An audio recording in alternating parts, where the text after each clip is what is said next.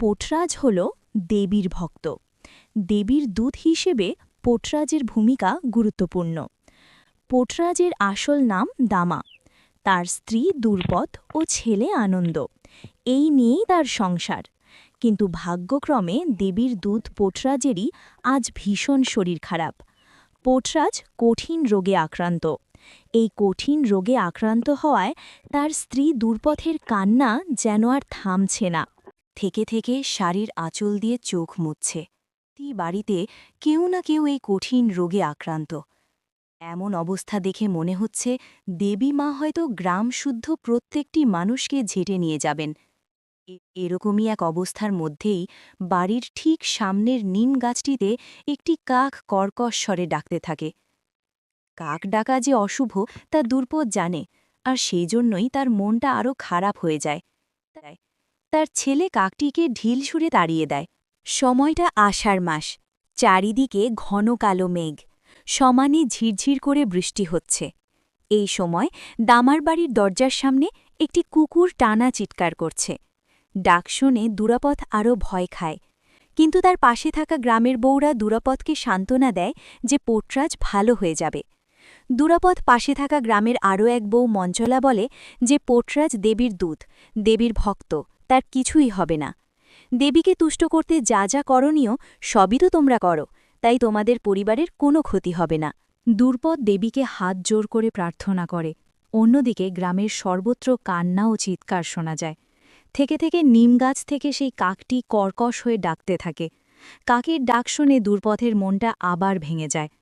পরের দিন বৃষ্টি ভেজা সকালে গ্রামের মোড়ল কয়েকজনকে সঙ্গে করে দামার বাড়ির সামনে এসে দামাকে ডাকতে থাকে।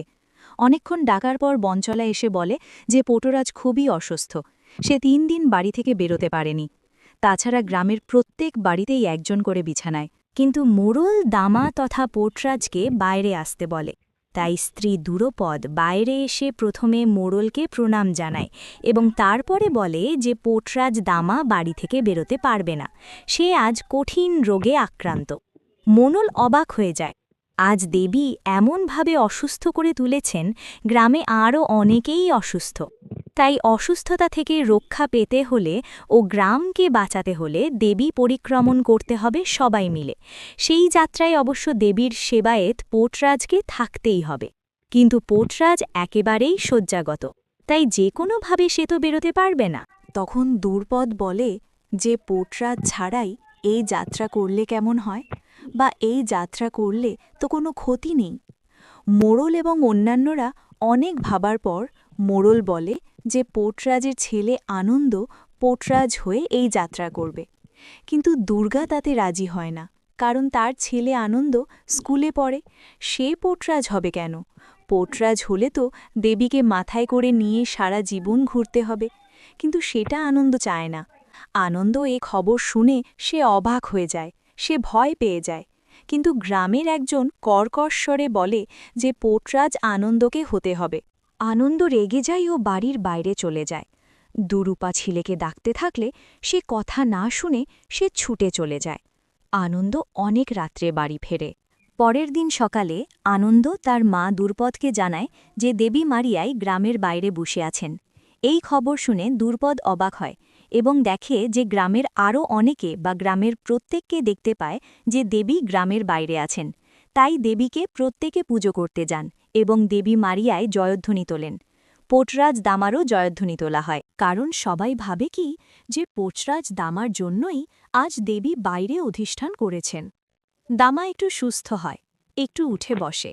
গ্রামের সবাই খুশি, সবাই দেবী মারিয়ার জয়ধ্বনি দেয়। দামা পোটরাজের জয়ধ্বনি দেয়।